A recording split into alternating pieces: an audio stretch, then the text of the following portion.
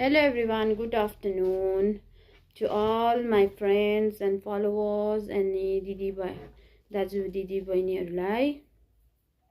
र मैले चाहिँ एउटा क्योर स्किन एपबाट चाहिँ मैले एउटा किट मगाएको थिएँ हैन। यो चाहिँ स्किन केयरको हो र अब यो चाहिँ मेरो चाहिँ अब आफ्टर डेलिभरी चाहिँ मेरो स्किनमा पुरा यस्तो दागहरू आउन थाल्यो नि त हो। अन्त त्यहाँदेखि चाहिँ अब मैले युज गर्दै गरेको क्रिमहरू चाहिँ मलाई राम्रो भएन। त्यही कारणले गर्दाखेरि चाहिँ यसो अब सबैको मदर्सहरूको यसो हेर्दाखेरि चाहिँ क्योर स्किनको एप यो किटले चाहिँ अब धेरै राम्रो भयो भनेको सुने हैन।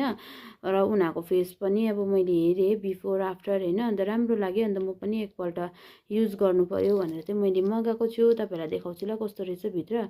अन्त यो युज गरेर मलाई कस्तो हुन्छ आफ्टर हैन 3 to 4 मन्थ लाग्छ भन्नुहुँदै थियो रिपेयर हुनु स्किनमा राम्रो अब सुट गर्नुको लागि त्यो दागहरू क्लियर हुनुको लागि। अन्त तपाईहरुलाई पनि भन्छु म कस्तो हुन्छ मेरो स्किनको लागि हैन।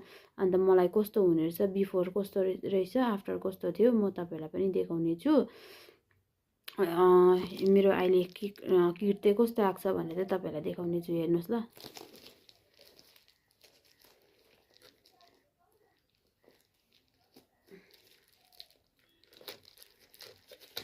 क्योर स्किन हेयर फलको पनि राम्रो हुन्छ अरे कि। हेयर फलको पनि मैले ट्राई गर्दै थिएँ एकपल्ट फेरि हेर्नु पर्यो। हेयर फल पनि एकदम बेसी नै भएको छ। मलाई चाहिँ नानी जति ठुलो भयो त्यति कपाल झर्छ भन्छ कि। तर पनि अब आफू पनि केयर गर्नु पर्यो हैन।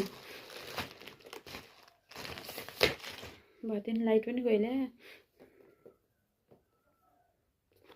केयर स्किन हो कसरी खोल्छौ भिडियो पनि लामो पो हुन्छ होला फेरि।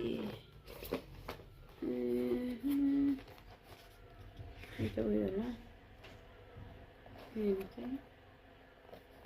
यस्तो आएको रहेछ हो। कस्तो हुन्छ आई डोन्ट नो। मैले युज गरेको छैन। पहिला चाहिँ मैले स्क्रिन क्राफ्टको युज गर्दै थिएँ। स्क्रिन क्राफ्टकोले मलाई धेरै राम्रो भएको थियो। त्यो चाहिँ मैले किन छोडेँ भन्दाखेरि चाहिँ अब मेरो क्रिम सकेकै नहुने हैन पठाइदिइहाल्ने उनीहरूले। अब कोही बेला आफ्नोमा पैसा रुपियाँ नि त हुँदैन हैन। अनि त्यही कारणले गर्दाखेरि चाहिँ मैले त्यसलाई क्यान्सल गरिदिएँ। अब त्यसलाई एकपल्ट युज गरेँ। यो पाउच आएको रहेछ। यो पाउच चाहिँ फ्री थियो।